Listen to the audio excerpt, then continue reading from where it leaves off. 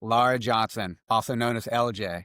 My goodness, I think about impressive people in this world that are doing incredible things. And I was lucky enough to meet you recently. And I'm reading your book, amazing book behind me. I'm checking out your LinkedIn profile and your amazing webpage. And you look at the accomplishments that you've done already in your short life. Holy smokes, you're a 9-time Stevie Award winner. And for those that aren't aware, Stevie Awards, it's a prestigious international award for individuals or organizations doing amazing things in business. And you have some accolades such as Woman of the Year, Female Executive of the Year, Female Entrepreneur of the Year, and 9 different awards in that amazing category. Obviously, you're a published author. You're a keynote speaker internationally. You've helped raise multi-million-dollar companies in multiple different avenues within sales, within leadership, executive, and now you've started your own with Global Grit, the system there that led to the book, and you're now branching off in so many other ways. It just, the work you're doing is incredible. But you and I have talked about credentials, and while a lot of your credentials are credible because they require incredible amounts of work, what's the most impressive thing about you is your personal story. It's the grit that you've had throughout your life to overcome the most unimaginable adversities that people can experience time and time again. And that credibility adds so much power to the credentials that you have because your story is uniquely you. And that's why you're a one of one. And it is such an honor to get to talk to you today. Wow, Kyle, that was such an incredible introduction. Thank you so much. And it's such an honor to be here for you to share your audience with me as well. And I'm very excited to have the conversation with you today.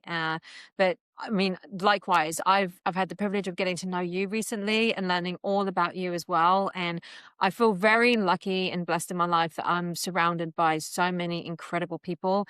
And now I can add another one, to that circle, which is you. So yeah, thank you for having me on today.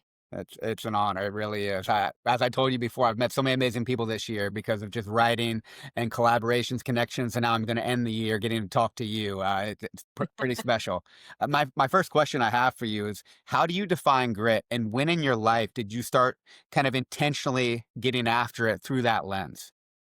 That's such a fantastic question. So grit has many meanings, right? To me, personally, and probably to a lot of other people. And I think m most kind of think of grit as this macho, macho, you got to just push through, push through, push through. And even though there is a lot to that, I kind of define grit in 4 different pillars, right? Getting it done, reframing how you think, impacting others, and taking responsibility. But it's also ultimately like you've got to instill that discipline in the times when you need it the most, because grit is only going to show up for you when you really pull from, that discipline aspect. You pull from the fact that you understand that there's going to be really tough times and you can't always apply the same level of grit in each situation. And what I mean by that is, because I've obviously created the global grit system, there's 4 elements to it, there's 4 types of grit. And if people just understood that there are, like, everybody has grit. And I get a lot of people saying to me, no, I don't agree. I think you either are born with it or you're not. That's actually a myth. There is a great big myth going around with that, because think of it, when you're a baby, you learn how to walk, how to talk, how to crawl, right? You fall down so many times you don't remember, but you keep getting back up. How is it that we're able to do that? Well, it's just instilled in us, right? We have grit. And that actually stems from like 10,000 years ago when we had to, be mindful we were going to get eaten by a mountain lion or something, right? If you think about it today, now we're scared that the competition is going to take over, or we're going to lose a deal to this, or this is going to happen. Or I do work with a lot of, sales teams and leadership, as you mentioned. So I see a lot of this, but even in our personal lives, we have these fears, right? We have fear of imperfection, fear of failure, fear of the unknown. How do we break through that? How do we break past them? And so anyway, honestly, I'll get into that a little bit later, but I will say that grit is really defined by those 4 elements, getting it down, reframing how you think, impacting others, and taking responsibility. And then understanding that, are you a go-getter, a reframer, an innovator, or a trustworthy titan? So out of those 4, you have all 4, right? Everybody does, but you've got to be more dominant in one particular area. But it doesn't mean that in any given situation, that dominant one is always going to be the best one. And I'll explain why later on, because this is how I discovered all these different grit types. And I realized that, wow, you can't have one without the other. And if you're able to harness all 4 and then pull from the ones you need in that specific moment, then you're going to be very powerful. And I always say that You should choose your grit before grit chooses you. And then you'll be better prepared for when it comes knocking, because it will come knocking for you at some point. Hate to be the bearer of bad news, but it's true, right? Everybody faces adversity. Everybody that's listening to this podcast has gone through something in their life, right? So, could it be a job loss, divorce? In my case, the loss of a child, nearly losing your life. There could be some severe adversities, but I'll be honest, you know, it's what somebody else goes through. You can never compare them to somebody different, right? That may have gone through a different type of adversity, because adversity is adversity. It's all the same. In other words, what I've gone through with my loss, right, of my son and nearly my life, um, is one of the worst tragedies I've ever gone through. But I've also gone through several other traumas. Now, somebody else who may have lost their job and maybe gone through a divorce, that is the worst tragedy to happen to them. So it's all relative, right? We all go through challenges and changes and adversity. And in that moment, it's like, well, how much grit do you really have? Because you do have it. The only thing that changes from when you were a baby to where you are now is the environment in which you grew up in, the environment in which you put yourself in now. And again, it doesn't matter your background, where you came from. It doesn't matter how you grew up, or whatever, because you can say, well, some people had an advantage because they grew up in a more affluent background and so forth. The fact is that the environment that you're in now as an adult, you are choosing to put yourself in that environment. And if anybody, that's listening to this, or anybody that wants to say otherwise, I'm going to challenge, because I came to this country with absolutely nothing except a laptop and a brain. And I have built what I've built today from absolutely nothing. If I can do it, they sure can do it. And if people didn't notice, when you talk about the four pillars of grit and the four types, you made grit an acronym. So you were saying exactly that the go-getter, the reframer, the innovator, or the trusted titan. I mean, those four types of grit, you intentionally named them that so you can remember it within the acronym. But I love how you Yes. define grit as being dynamic and that we all have it.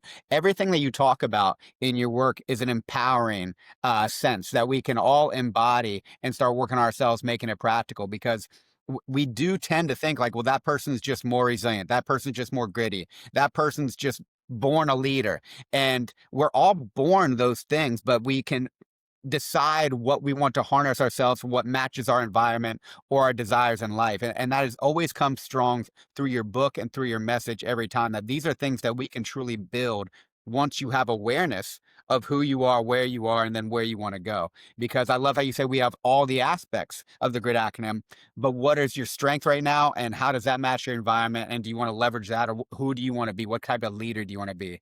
So my second question was, when did you become conscious of grit, and using that word for your life in response to maybe an adversity, or kind of when did you start thinking through the lens of grit for your life? Okay, so again, great question. And actually, it's the first time I've actually been asked that question, which is surprising, because I've been interviewed many times, but that's surprising. It's the first time. So I will say, growing up, I was always named, especially by my family and close friends and so forth, as someone that was very determined. They always said you had a lot of determination. You're very resilient. My dad has always said to me, I never worry about you, because no matter what happens, even if you fall down, you get back up and you're able to just keep going, right? And so I think there's probably a lot of, I had a lot of things happen to me growing up. And if you read if anyone's listening and they read the book, then they'll realize what I'm talking about, right? From a very young age, I went through some really hard times. And I think that does build character. However, the word grit didn't really come about until I actually came to the US, because the word grit really wasn't a thing over in the UK. It was more like, determination, resilience. Like, if you've got a backbone, you're going to keep going and going and going. And I came here nearly, well, 9.5 years ago, and I've never looked back. And it was then when I started hearing the word grit and people describing me as a very gritty individual, because I would, like, when I came over to this country 9 years ago, I decided, I wanted to start a business. And at the time, I didn't have a social. I couldn't just go and work for someone. You have to go through the whole process, immigration process, and it takes a long time. And anyway, so here I was in this country, feet on the ground, and I said, I'm going to make something of myself here. Now, a lot of people question, well, why did you leave the UK? And I'll be honest, there isn't one particular answer. There were many, many, many reasons. I had gone through a lot of serious trauma over in the UK that, quite frankly, I wanted to shut the door on. And some people say, well, isn't that running away? Not really. I'd faced it, head on multiple times, but it got to a point where I just felt that if you want to be a lion, you have to train with them. And you can't see on the screen, but I have a big lion painting just above here. And that's my reminder of every day you fight, right? You fight every single day, no matter what comes your way, because every day you get to breed is another chance you get to live, right? It's another chance you get to fight for what it is that you're trying to achieve. And that word grit just kept coming up over and over when I went through hardships with starting the business. And I didn't have any money. I had to knock all my money away. Well, I didn't have to, but I decided to, because that was the only way I could convince other people back in the UK that you can start again. And bearing in mind, like, I started all over again in my early 30s. So this was like, it wasn't like I was 20 something. I was in my early 30s. I already had a fantastic career over in the UK. I was a sales director. I'd helped build companies up, and I'd worked for different companies, but one in particular that was just absolutely phenomenal. I had a great time there, but at the same time, I needed more. I needed a challenge. I needed to prove to people that there is more to life than, just sitting behind a desk and doing the same job that you've been doing all this time. Where's your passion? Where's your purpose? Where's your mission? If you really believe in something, you're going to go and do it. Anyway, I heard people say to me a lot, oh, you're just lucky. You're lucky, lucky, lucky. And I said, luck has nothing to do with that. I created my own luck. And you know why? Because I put myself in hard situations and I learned from them. And again, that word grit just kept coming up. And so there was a period of time when I was out in the US when I first came that I was told, well, I mean, I couldn't afford rent at one point. I then couldn't afford to eat for 3 days. And that was a choice between having a roof over my head or having food on the table. And I chose to have a roof over my head. Then a time came when I couldn't afford the rent and I was homeless and I would have to sleep on people's couches. And it was a rough time. But what was the easy road? I could have just gone straight back to England, got on a plane and walked into a six-figure salary. There wouldn't have been an issue. My name was different back then, but my name was very well known over there in the industry that I had been working in. And so there wouldn't have been an issue for me to do that. That's an easy road, and that to me is giving up. I wanted to pursue, and I kept the belief constantly, even if people around me didn't believe in what I was doing anymore because of, they saw the hardship I was going through. My family actually thought I was completely nuts for doing what I did. But I kept pursuing. I said, no, I believe in what I'm doing. I visualize it. I see it. I know I can do more, in this life. And at this point, I hadn't even gone through the greatest tragedy of my life. I just know what I had been through and what I was capable of. So I kept this belief and I just kept going and going and going. I even remember one day sitting in a car, I cried, I was just crying my eyes out because I was like, gosh, I feel like this, uh, sometimes when you feel like you're at this end of a road and you don't know what to do and you feel like everything is against you. And no matter what you do, it's like, boom, now you've got something else that's just happened. Boom, boom, boom. You know what I realized though? That's life. That's never going to change. So it's understanding to have that grit to keep pushing through, right? So anyway, that grit, that word just kept coming up and people kept saying you're so gritty and you're grit, grit, grit, grit, grit. And I'll be honest, it was about, obviously grit really came about 4 years ago for me in terms of meaning something serious. And that's the story that, I can obviously tell the audience about, that 4 years ago is when, just when I thought that, okay, my life is good, everything's going well, I've got three beautiful boys and, I had a business and I was thriving really. And to be honest, and this happens to a lot of people, we can become complacent, right? And I'll hold my hand up and say, that happened to me. I became complacent. Why? Because I became comfortable. And I started to take my foot off the gas a little bit. And that's the worst thing you can do because the moment you take your eye off the game and you take your eye off like the ball is when the biggest grit can come your way. Because guess what? I wasn't prepared for it. I don't think anyone is prepared for what I'm about to tell you, but I can tell you now that this was something that never in a million years would I have thought would have happened. And 4 years ago, unfortunately, my youngest son passed away. And that very same night, I nearly lost my life as well. And going through that experience, and I remember being taken to hospital and I was hooked up to all these machines and they'd taken my son from me and he'd already passed away. And I was screaming at them to, try and revive him. And I was because I was going through that trauma, I didn't notice what was actually happening to me. And so en route to the hospital, I had lost so much blood. They had called in an emergency, excuse me, a blood transfusion. But when I got to the hospital, the on-call doctor, who was the same on-call doctor that I'd phoned 45 minutes prior, saying, and she was the one that told me everything was okay when it actually wasn't, had actually cancelled my blood transfusion. And I remember the nurses arguing with her in the doorway to my hospital room, saying, "Why did you do that?" And she said, "Well, I think I can stabilize her."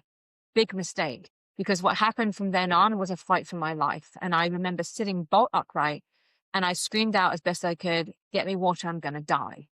And I've never in my life, Carl, I can just tell you now that I knew I was going to die. Like, I had everything felt like it was just draining from my body. And what was going on is I didn't have enough blood for my heart to pump around. And my organs were shutting down one by one by one. So I screamed out, "Get me water, I'm going to die."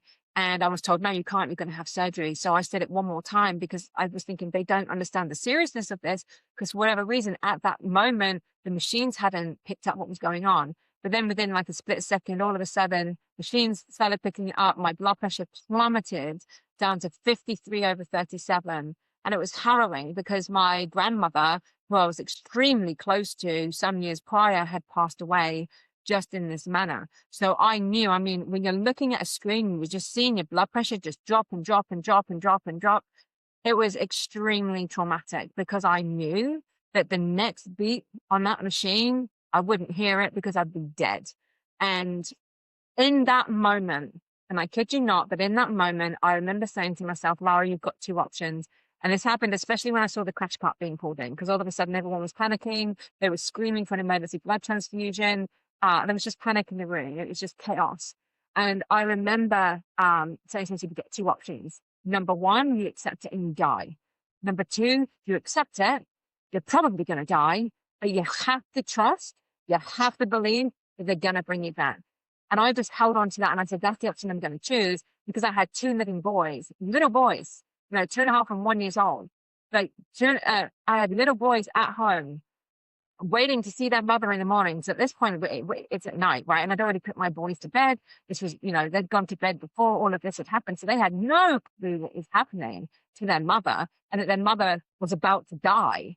And the fact that they said goodnight to her was the last time possibly that they would ever get to see her or say goodnight. And I said, "Not on my watch. That's not going to happen. Like, I am not going to let this happen." And I'm a fighter. So I had to make that decision. And at this point, I had probably around 8 seconds, 10 seconds, something like that before I was about to flatline. So I use a technique on myself that I've actually taught a lot of other people, especially in stressful situations. And it's called the 5, 4, 3, 2, 1 technique. And so I said, what's the 5 things you can see, 4 things you can hear, 3 things you can feel, 2 things you can smell, 1 thing you can taste. So I transported my brain to thinking I was back at home with my living kids. And I actually still, because that has now embedded as a memory for me, and that's how powerful that technique is, that my brain actually believes that I was back at home with my boys. And I still picture that. I still can see them, I see them running past me, giggling, chatting away to me, giving me hugs. I can still see all of that as though it was real and it actually happened. But what that did by me using that technique, it slowed my heart rate down, right? It reduced my anxiety, which slowed my heart rate down, which gave the doctors and nurses more time to figure out how to get the 16-gauge needle into my collapsed veins with the blood that saved my life. And so my life was saved. They whisked me off into surgery. And the next thing that I know, and obviously at this point you're thinking about the words, everything is great. But here's the thing.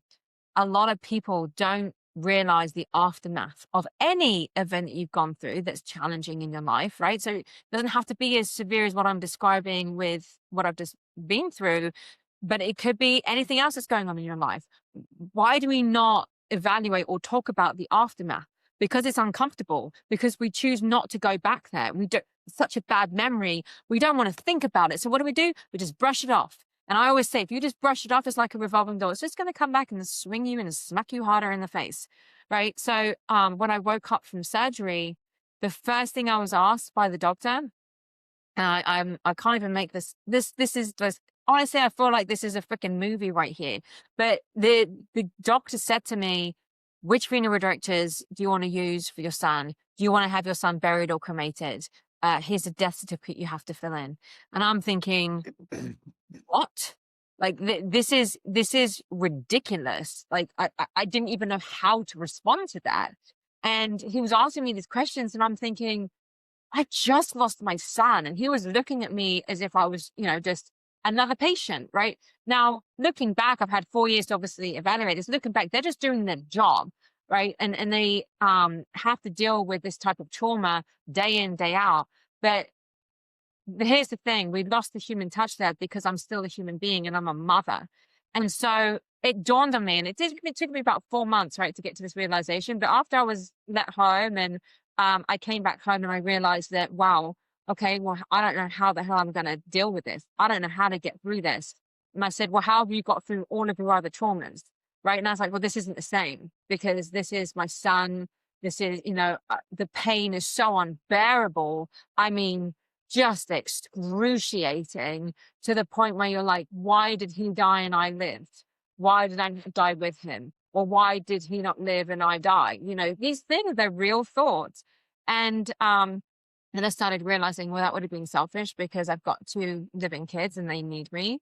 So anyway, as time went on, I get home, I'm then diagnosed with anemia because they didn't give me enough blood. And so then I couldn't walk on assistance for 4 to 6 weeks. And it took me about 4 months. 4 months after this event had happened, and my son had passed, and I'd gone through some severe trauma with nearly the loss of my life. I woke up in my son's room, and I walked into the bathroom, and there was a mirror just in front of me, and there was a window behind, and the sun was just streaming through this window, bounced off the mirror and onto my face, and it was like a light bulb just going off. And I looked at myself and I said, Lara, you got to wake up today. The sun did not. You get to feel the sun in the skin today. Your son does not. Stop making this about you. Stop feeling sorry for yourself. This isn't about you. This is about others. And the moment I realized that, the whole game changed. Like my whole thinking changed.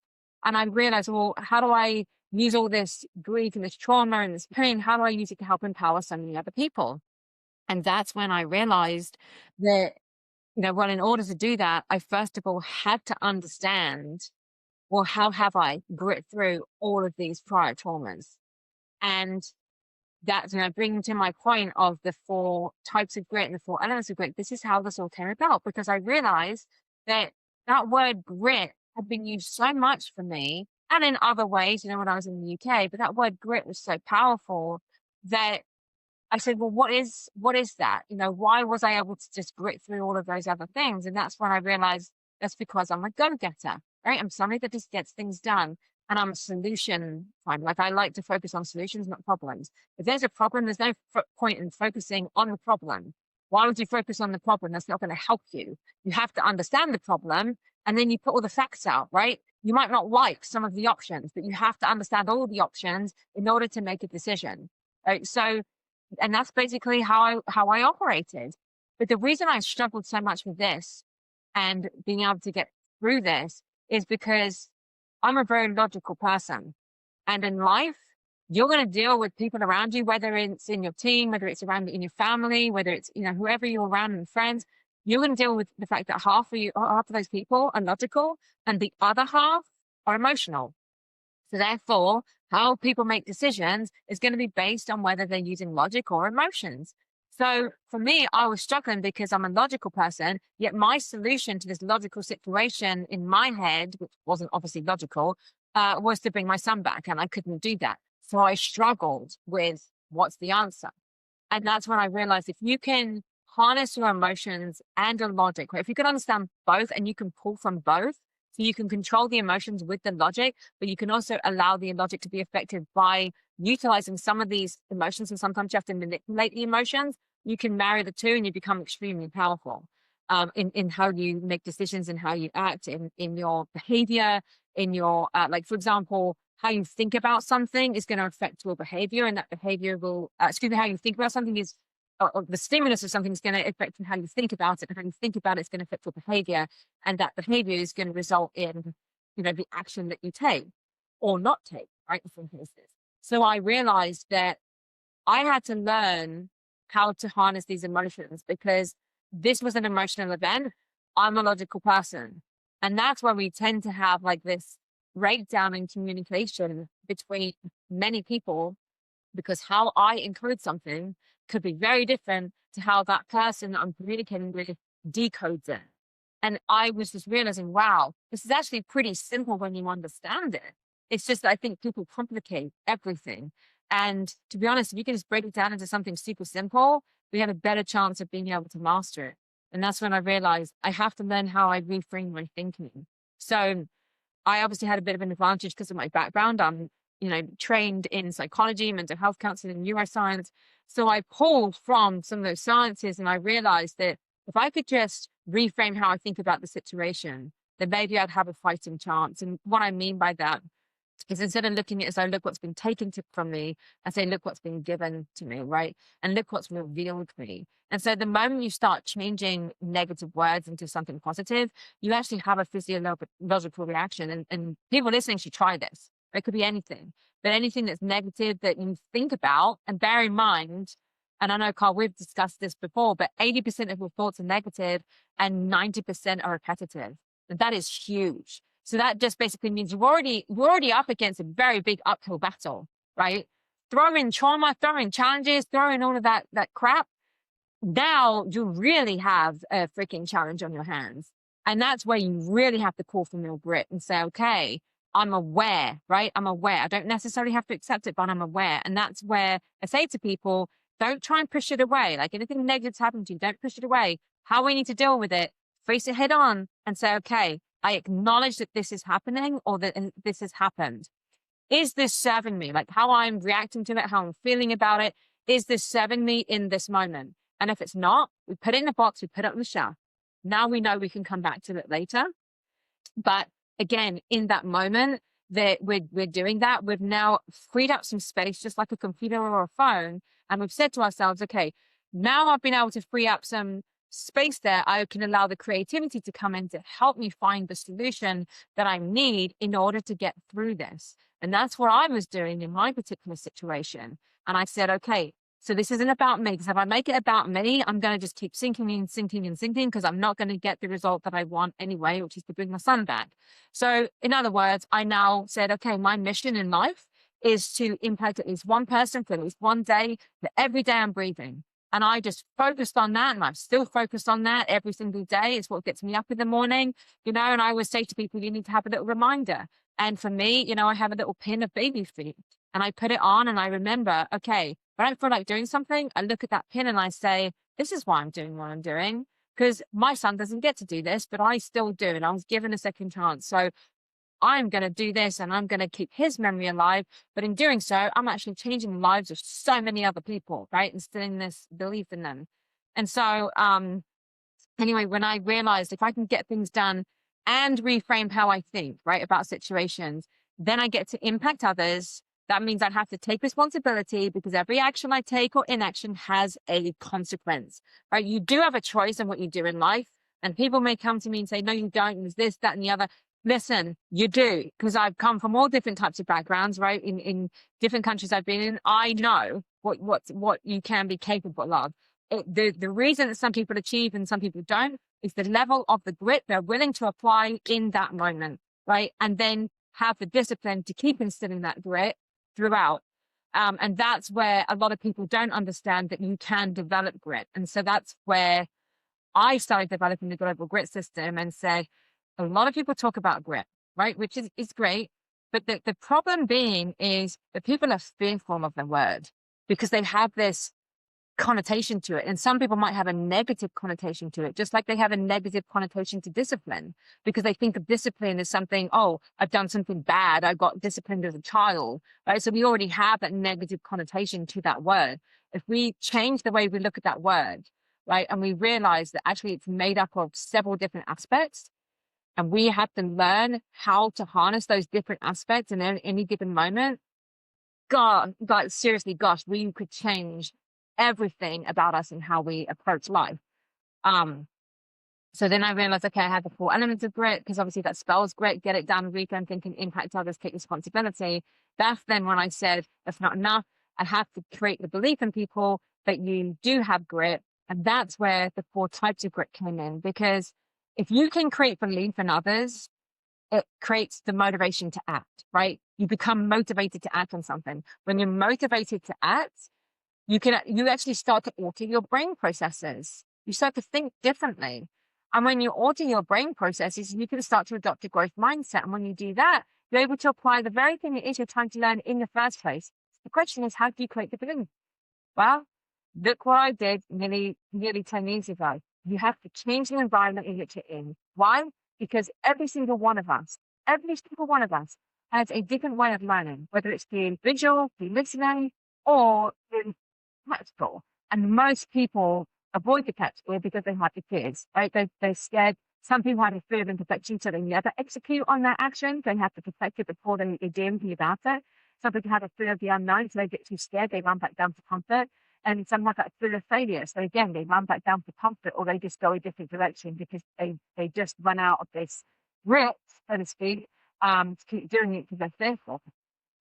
So I had to create these 4 types of grit, where you're a go-getter, a blueprint, innovator, or test leader Python.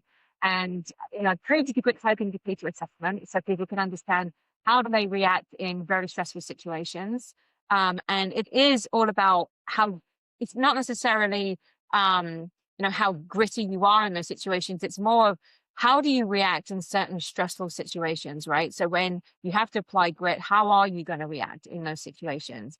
And it's very, very interesting because I've been spot on with this. Like, no one's ever said, oh, no, that's wrong. They've all been like, wow, that is me to a T. I said, yes, I know. So now you understand that if you're a logical person, but you're faced with an emotional situation, you've got to pull from a different level of grit to be able to understand that and then decode it, right, in a way that you understand. And if you are likewise an emotional person, you're dealing with a logical situation, you need to pull from a different type of grit. And that can be very difficult for people because they didn't know how to do that. Now they can, because that's what I do. I go around the country teaching people how to develop the grit using my global grit system. And it's been phenomenal. It's just opened up so many different avenues and paths for people for them to realize that you can start off here in comfort, and to get to growth, you have to go through these other stages. And so you've got comfort. What's on the other side of comfort? Fear, right? What's on the other side of fear? That's where most people tell me growth. And I say, no, you're wrong. And I say this because there's a gap missing, and it's called the learning zone. But there's a gap missing because as a society, we have a growing need for instant gratification. We have phones now, we have AI, everything. So everybody just expects things now, now, now. We're human beings and our brains don't operate like that. And so for as long as human beings are on this planet, right, we have to understand that we operate very differently, but we also have an incredible power because we do have that ability to tap into the emotions and tap into the logic. Everybody can do it. You just have to believe or create the environment, right, in which you're going to learn that creates the belief that you can, by utilizing the global grit system and understanding who you are in those stressful situations and what you can do to counteract that and change that. And that's exactly how I started developing the system, by going through what I had gone through with the loss of my son and nearly the loss of my life. Not only has it changed my life, like complete 180 flip, but it saved my life, right? It saved who I am. I've become a much stronger person as a result of it, but I've also become someone of a significance to so many others that come to me for coaching, or they come to me for guidance, or and there's that with that comes a tremendous responsibility. But I'm extremely passionate about what I do, if you can tell. And I think that word grit is just, well, I'm sure you can make your own assumption, but that's why I'm known for grit. It's how that grit word really came about, and it's just never left me. So Well, if you didn't already admit that you're a go-getter, I think everyone can tell now by your story that you absolutely are. I can't think of a more tragic thing to experience in life. There's obviously many, and you already said it. The worst thing that's ever happened to somebody is the worst thing that's ever happened to them. So we don't play these compare games like your adversity is worse than mine. No, it's not how it works. It just our bodies evolved a certain way, and then whatever hits us the hardest at the time for the experience that we have is how it's going to hit. But mhm. for all things being equal, the loss of a child is just an unimaginable form of hardship. And for you not only to go through losing your son at home, the chaotic situation that was, all the blood you were losing in real time, the continued chaos of trying to see if he can be revived while getting you the help that you needed. I don't remember if you mentioned that it was forgotten to take the placenta out of you. So not only were you bleeding out, the Yes. placenta was still pulling needed nutrients to keep you alive because of the hemorrhaging that you experienced elsewhere, which makes Yes. that much more catastrophic. And then your blood pressure goes down to what you said, 53/37, I believe. And one of the powerful parts about that story is real-time stress management. And you used my least favorite stress management strategy only because I always forget. Like I have a terrible memory. So like it's 5 things that you can see, 4 things you can hear, 3 things you can touch, 2 things you can smell, 1 thing you can taste. I actually do remember, obviously. But what's so empowering about that is that chaos, that just your son, you knowing how severe this situation is, who isn't going to stress out, but to be able to detach from that situation and your body calms enough that they finally can get the syringe in to give you the fluids that was needed to save your life. And then for you to very naturally, once again, no one, as you said, could prepare for that kind of adversity.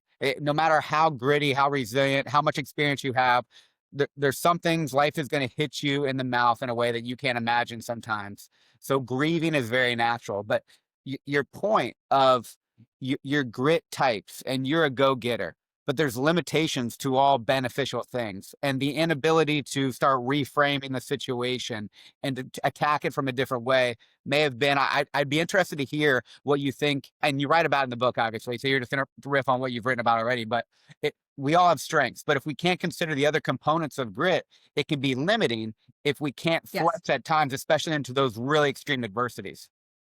100%. You are spot on 100%. And that's why I talk so strongly about these different grit types, because if you can start to harness all these other grit types, you're going to be like unstoppable, basically. And then when you are thrown into really terrible situations, because like I said, you can't control the adversity, you can't control like the challenges that are going to come your way, right? Maybe to an extent, you might be able to control some, but there's going to be some that just come out of the blue, right? Like what happened to me. So, and you just don't have control over that.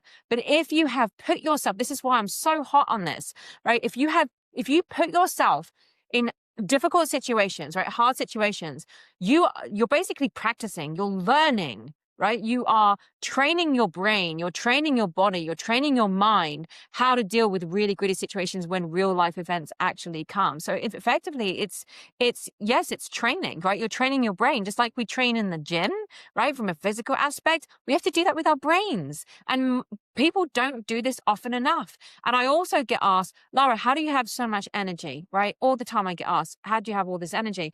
And I will tell you now that this plays into a big part of being able to understand difficult situations. Like what you just said, when you're in a stressful situation and having that stress management, most people probably wouldn't have been able to do what I did in that moment. Why? Because they haven't practiced it. They haven't taken the time to harness that skill. Now, like I said, going through, not that I would wish anyone to go through traumas, right? But going through all the traumas I did, I have a different look on it. I would have rather not gone through them, but the fact that I did, I can't change that. I did, right? And when I say like other traumas, you'll read about it in the book, but sexually abused, physically abused. I've been locked up, out of my will. Not prison. This was just I was locked up by an ex-boyfriend and held like captive really.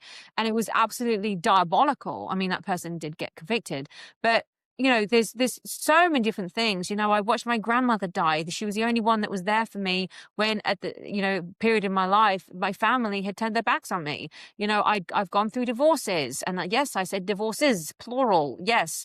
And so I've gone through certain things in life that some people are going to experience, and then I've gone through other things in life, which I hope nobody ever has to experience. Right. And so going through that, instead of just saying, woe is me, oh, I can feel sorry for myself, oh, blah, blah, blah, blah, blah, I said, no. You know what? I've gone through this. Use it to your advantage to now train your brain and your body to be better when a gritty situation comes, and never, ever allow that to happen again. Right. And I'm referring to certain situations from my past, but Never allow that to happen again. Now you're going to be better trained. So why are we not training our brains the same way we would train our bodies? That is a huge mistake, right? We have to do that. People not doing it is it's detrimental to your health. And I always say that the reason I have all this energy is because I follow the 5 pillars, right? And I talk about it in the book. But I get 8 hours of sleep. I drink a gallon of water a day. That is a huge one, by the way. Out of all of these pillars, you got to drink. Yeah, I love it. I know I've got my water bottles right here.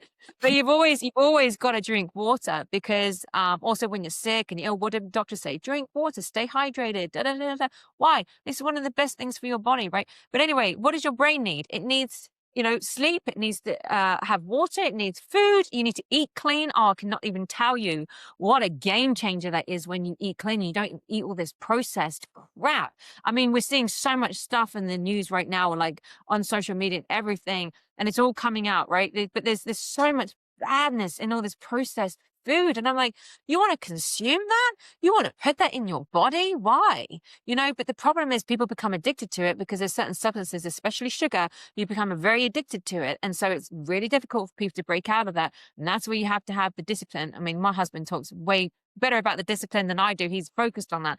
Whereas I'm, more about the grit side. But you got to be able to, you know, make sure that you do have the discipline and grit to follow these pillars. So, sleep, water, eating clean, working out. And when I say working out, some people roll their eyes and they get really scared. I'm like, you know what? Just going for a brisk walk is better than just sitting down, not doing anything, right? Just something, some type of movement. Listen, you were born with legs. What are legs made to do? Move. So we move, right? There are people out there, and I've got friends that don't have any legs. Right. I've got veteran friends that unfortunately they had their legs blown off, and I could name them all. And I absolutely like adore them to pieces because they have so much grit, and they just like, I don't care if I have legs or no legs, like I'm going to keep doing what I do. And that to me is incredible. So if you've got legs, be grateful that you have them and use them, right?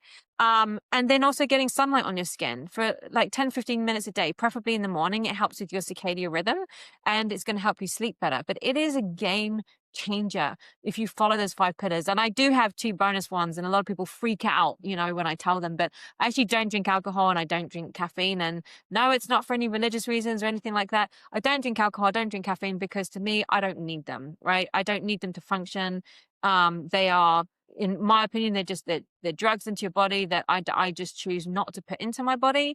And I'm not saying it's bad if someone else wants to do that, that's fine. But I will say to you, when you look at everything and you look at however many hundreds of years ago, thousands of years ago, right? 10,000 years ago, well, our bodies didn't need that. So you've just become addicted to it. And that's why you do it.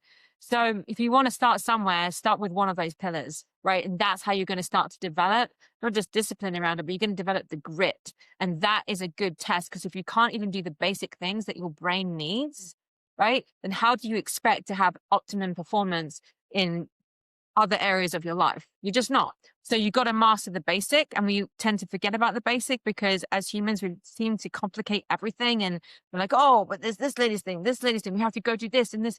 Just do the basics first, right? Master that. Then you can go on to the next level. So that's my advice that I'm going to say to anybody out there. But I'm very big on training the brain. And that is just as important as the physical body that you're in. And your pillars are obviously focused on the self and things that you can control. I'm curious about one other addition potentially for another bonus, if you will, in Yes, I'd consideration love there, to hear it. but it involves outside of yourself. So you talk about impact in others, but our social connection, human connection, and purpose related to, I mean, there's so much evidence on social support systems and having other productive communication and connections with people in your life and it benefiting the longevity and the quality of your life. What are your thoughts on social health and productive relationships and seeking those out? There's only so much controllables there, but I'm curious just from your background, what do you think about that? Yeah, no, I love that question too. And I will tell you that it is important. Here's why. When I went through what I went through 4 years ago, there was a lot of help out there from a grief perspective. but I didn't find a lot of help out there from a trauma perspective. So I actually had to I turned to my veteran community, and I'm very grateful. They helped me tremendously. And I found that when you put yourself in a circle of friends or peers or anyone around you that can understand to some level, it doesn't mean they have to have gone through what you've gone through, but they can understand to some sort of a level that it is a game changer, because then you realize you do have support. Now, it's very difficult if you're facing adversity and you're on your own. Yes. That's tough, right? That's extremely tough, because that can lead to a lot of negative thoughts, and it can lead to suicide ideation and so many other like terrible, terrible things. And so I really do urge for anyone going through any type of adversity or challenge, like, you want to assess who is around you. And it doesn't necessarily mean that the people around you are necessarily the people that you want around you. So you do have to assess that. And sometimes you have to be pretty cutthroat and say to yourself, is this person helping the situation, not helping the situation? Is this person bringing me down? Is there more negativity here than there is positivity? Now, no one's perfect, right? You're always going to have ups and downs with everyone. But I'm talking about evaluating your circle, because I'm huge on building a culture of excellence. And you probably read that in the book. But I always say you've got to have your culture of excellence. And what does that mean? Well, people talk about your circle of friends, you become the 5 people you're closest to and all of that. It's very true, actually. So if you can surround yourself with and create your own culture of excellence, and you cut out what I call the noise, and however cutthroat that might sound, and it probably does sound cutthroat to some people, that's what's necessary for your own health, because you're only in control of you, right? You can't be in control of somebody else. So if I know that bringing this person into my culture is going to be detrimental to me, why would I do that? Right? Why would I do that? And if you want to say, well, I want to help them, okay, you can help them, but you can still keep a boundary. You can keep a distance, right? And ensure they have their own circle, right? They have their own culture of excellence. But if you know that somebody coming into that culture of excellence of yours is going to be absolutely phenomenal, for not just you, but maybe others within your culture of excellence, then why wouldn't you want to harness that relationship? And let that grow. And so I have become very big on that. And I would say from 4 years ago, I lost a lot of people in terms of deliberately cutting people out, but also naturally just people kind of walked away. And I think that was just owing to they didn't know how to handle that type of trauma, that type of loss, and they didn't know what to say. And I had one acquaintance, they weren't really a friend, they were just an acquaintance, and they said to me, "Oh, but it's okay, you'll get over it, just have another child." And I remember looking at them and I said, "How many children do you have?" And they said, "3." And I said, "Line them up against the wall and pick the one that you don't want." And I said, "That's pretty much what you just said to me." Like, it was, and even though in their head that's not what they said, right? Right. That's how I interpreted it. Right. So what I did, even though that might have seemed very like forward, at the same time, I'm not going to apologize for somebody being uncomfortable because I've just brought truth to them. Yeah. Right. So, and it's often when we do that, that will really make you realize and evaluate, okay, who do I want around me? And obviously, I'm the type of person that I'm going to say what I think. I do challenge. I'm not afraid to shy away from the truths. And obviously, I don't, I don't deliberately go out and try and hurt people's feelings or anything like that. But at the same time, I'm very logical. So I try to explain to people, look, this is how you're thinking about this. This is the reality. So somewhere in the middle, is the answer. And if I can help bridge that gap for people, great. But that doesn't mean I have to bring them in to my culture of excellence. It just means you've got to learn boundaries.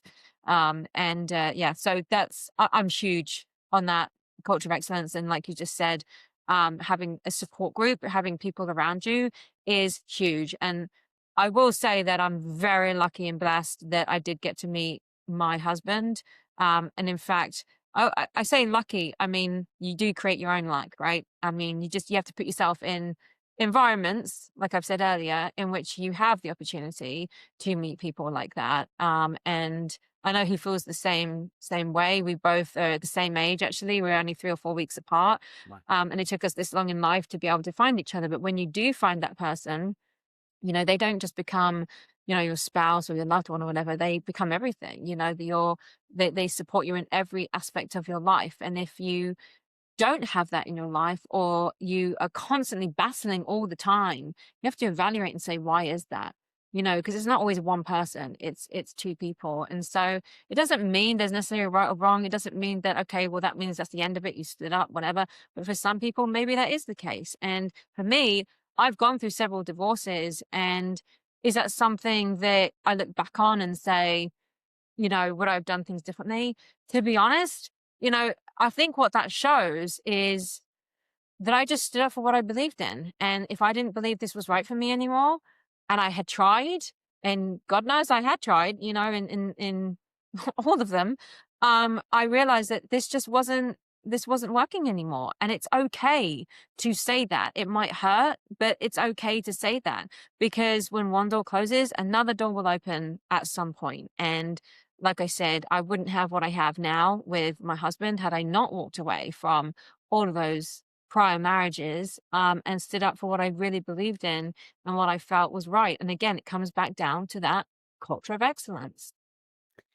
I love what you said that no one's perfect. So, like, when you evaluate your support systems, which, I mean, you mentioned premeditation of future adversities in a variety of ways and having skills in place already so you could leverage 5, 4, 3, 2, 1. You can't just drum that up in response to adversity. If you're reactive and you think you're going to pull these resources together when it's needed most, you're probably going to fall to the level of your training. If you have no training, you're probably going to fail. There's always these exceptions to every rule, and there's stories out there that are very inspirational, but there are way more tragedies of people that are not prepared to respond to adversity in the ways that they can control. And the best way to do that is preparation ahead of time. But when it comes to our support systems, we can evaluate not only our core, which should be solid, probably in response to any and all forms of adversity. And that should be a very small, select few people. Think spouse, think closest of friends, think mentor, maybe a few colleagues based on what it is. But more often than not, just like how you use grit for reframing versus innovative thinking versus the different types that we can apply in response to situation, we probably have different tiers and levels of friends for different types of adversities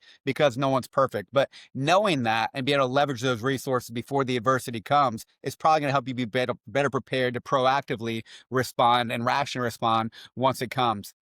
But without question, there's going to be toxic relationships out there. And probably even then, if we're being charitable, that person's just in a really bad place. But without question, they're not good for you and they're not good for your purpose going Exactly. forward. So, like you said at the beginning of our conversation, there's always opportunity to change your environment, whether that's Yes. moving across the Atlantic Ocean and coming to America, or if it's just changing a different city, a different state, or a different mode of mind and canceling, just omitting some relationships, some friendships, and stepping away, letting that kind of naturally change because we all naturally change, but you don't need to have these false commitments to relationships that are just not serving you because they are imperative in response to adversity. Those support systems, whether you objectively take advantage or just subjectively know that they're there, if you feel alone, even though you have all of these resources, things around you, that is a call to action. That is a call to Mhm. change to start really cultivating resources. And the way that you talk about that is very empowering. And it relates quite a bit to your grit system when you think about reframing the different types of people that are out there. Yeah, Amazing. 100%. And actually, I'll add something as well. So as you were saying that, it reminded me of when I did first come to this country and I didn't really know anybody. I knew like one or two people, but I didn't really know anybody. And without having a support around me as I started to build that, I wouldn't be where I am today. And I just want to, recognize those people back then. And again, I'm going back 9.5 years. And one of those people happens to be a very close friend of mine still to this day. In fact, she was my maid of honor. And, she took me in when I had nothing and I had nobody and I had no home. I was homeless. I had nothing.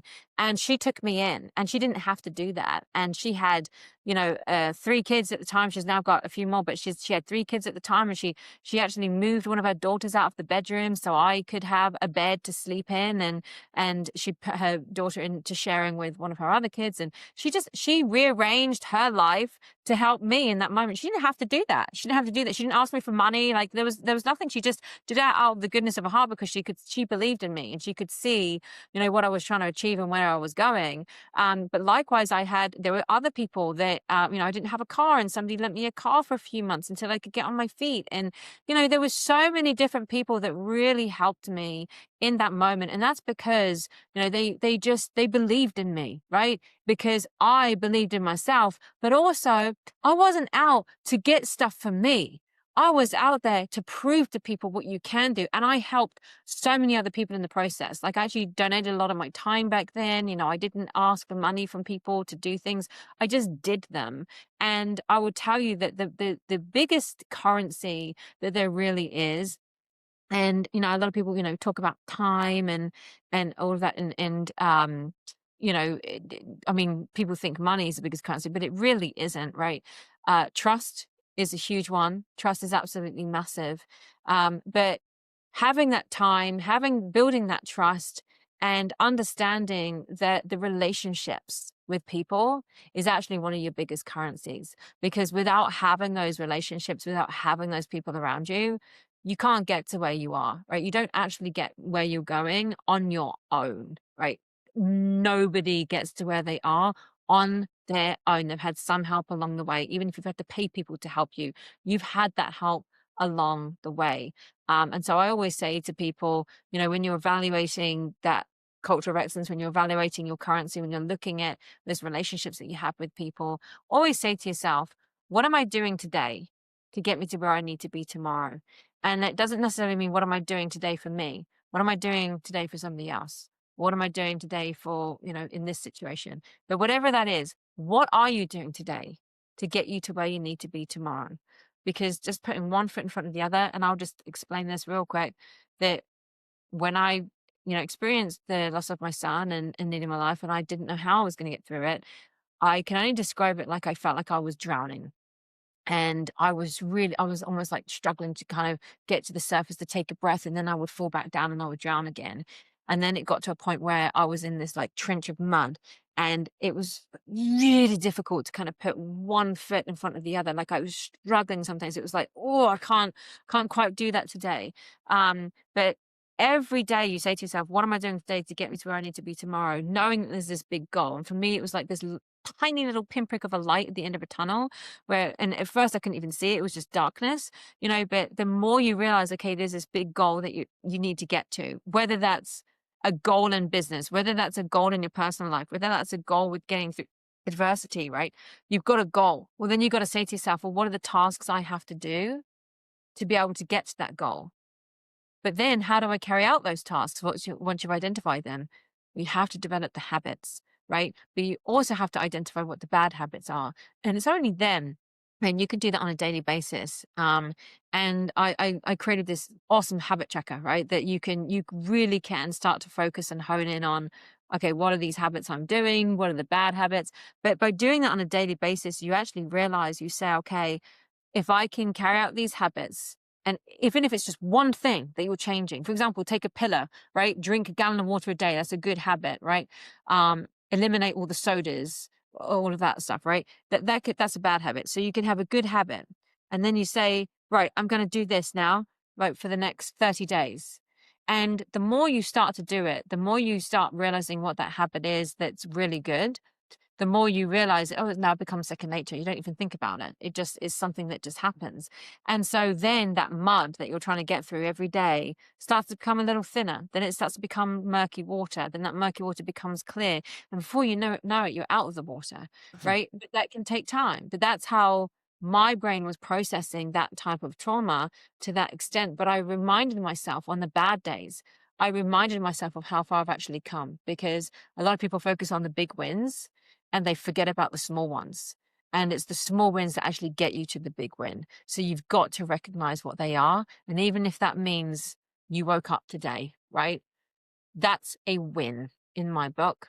So really evaluate not just who you're around or your culture of excellence, as I call it, and surroundings, but evaluate your own wins, evaluate what you can control, and look at the things, okay, that you can't control, but perhaps you can become more resilient to them by training your grit, right? By putting yourself in those difficult situations. Remember, choose your own grit before grit chooses you, and you'll be better prepared.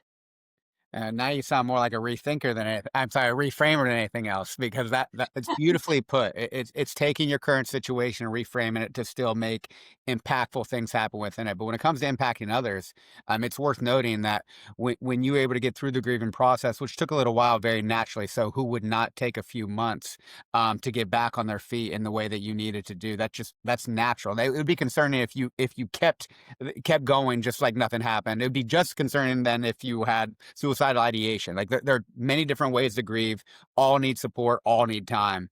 But after that process, not only did you get back after it for yourself personally, but you began serving others, and your mission behind that, honoring your son, but for the effort to impact a life every day. And selflessly, we need to be selfish every once in a while and take care of ourselves with the 5 pillars of health that you talk about, the bonuses that we talked about today.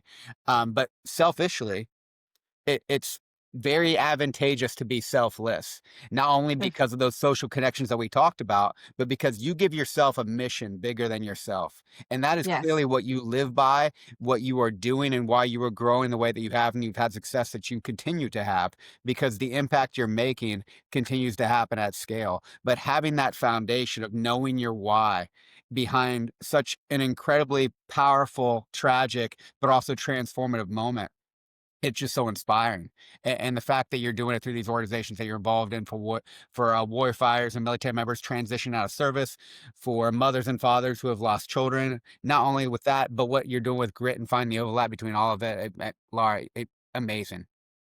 Thank you. Thank you so much. And you actually touched on a good point. Yes, there are two organizations I do help, and there's others that I've started to help too, but Warrior Rising is a very big one for me that's kind of close to my heart because they help veterans transition out of the military who are starting businesses. And that's a whole different kettle of fish, right? Because that's a new culture they've suddenly got to be ingrained in. Now they're around people that probably don't understand them the way that they think. And honestly, I do understand it. I came to a completely different country, different culture. But I also, there's a lot of people that don't think like me from a go getter perspective. And that can be challenging. But you have to understand, like I said, if you understand all the different grit types, you'll know how to communicate with those other types. But yeah, Warrior Rising is a very big one for me. And I've helped serve on their advisory board. And I've had the pleasure of meeting many veterans, through that community who have gone on to have very successful businesses. And then also another organization called Heaven Hummingbirds, which really helped me through some tough times. They are parents that have lost children. That was a support group that was formed, but they do a lot of fundraising to help provide the necessary support that these mothers and fathers, by the way, go through. Because I just want to touch on that. A lot of people tend to forget about the fathers. I've witnessed it. And they focus more on the mothers because they're the ones that have lost an infant or gone through the birth. And I don't think I actually mentioned to the audience, but I lost my son while I was giving birth, and I actually had to give birth alone. That's a part of the story. And anyway, that particular organization has helped so many families and parents, and many have gone on to have future children. And it's just, I always never thought I was going to be brave enough to do that. But, obviously, that is a fear that I had to face at some point in my life. I thought, do I want to do that or not? And I never thought I was going to, if I'm perfectly honest. But um, obviously now, it's obviously public knowledge that I am. I am facing that fear, and my husband and I are going to be welcoming a baby here soon. So we're extremely ecstatic. It's been a nightmare of a journey for me mentally, but that did involve a lot of grit. Yeah, I'm 6 months along now, so we're going to be expecting in a few months, and we couldn't be happier. So, but it's organizations like that I just want to say that helped me understand that you can choose, right, to still face those difficult times. But as long as you have that support group, that support around you, you don't have to do it alone. And that's what the biggest thing is for me. And there's, like I said, there's other organizations I've been involved in. A lot of them are military focused because it's very close to my heart. I've been around military for 20 years. My other marriages were military. I'm now married to Army, active Army. And for me, I love our veterans. I love what they do. I'm very thankful for what they do. But I'm also thankful for their spouses. I'm thankful for their children. I'm thankful for their families because they too go through some hard times, right? I think we all do. And like I said, you have that support group around you, you will go further than if you were just on your own. And if you think that there's people out there that don't understand you, please think again, because I used to think like that for a long time until I realized there are people that think like you. They're just few and far between. But put yourself in the right environment and you'll find them. And I'm very thankful for people like you, making the world better every day in every way that you can. I'll definitely be linking those organizations along with all of your other stuff in the show notes. This was incredible. There was like 20 other things that I could have talked to you about that I didn't bring up, things that you said and ways that we could have gone. I could talk to you all day, and we'll have to do this again sometime. Um, I'd congratu- love to. Congratulations on your baby. That's incredible. Way to step outside your comfort zone, embrace some fear. I have no doubt you'll experience some learning through it and ultimately growth like you do. I look forward to future conversations, future collaborations, and future learning from you. Lara, this is a pleasure. 100%. Thank you so much, Carl. I really appreciate it. And actually, I have a little something for the audience, if that's okay to share with them. But if anyone listening, they're thinking, okay, how do I learn more about the global grid system? Right? Maybe this is really good in my life. Because you've taken the time to listen today, all I say is if you want to, I'm giving away something that's just free. That is a uh, basically a global grit accountability guide. So it gives you the breakdown of the grit system, and then it has the little exercises in there. There's nothing in it for me. Like I just want to give it away because I truly do believe that if you've taken the time to listen to this and you really want to understand more about grit, then take this, right? So all you have to do is text the word grit. That's GRIT. Just text the word grit to 33777. So text the word grit to 33777 and you'll receive your free grit accountability guide. And then obviously love for anyone listening, link up with me on LinkedIn. Be great to hear, what your thoughts were and, maybe what you're going through and so forth. So link up with me on LinkedIn, and my website is officiallaraj.com. You can find me on there, find me on social media. I'm on Instagram as well at officiallaraj. All the fun stuff, right? Where to find me. I'm on there. But the biggest takeaway would be text the word grit 33777, get that grit accountability guide and start applying grit today. LJ, you're amazing. And so was this conversation. I appreciate you. Thank you so much. I really appreciate you, Carl.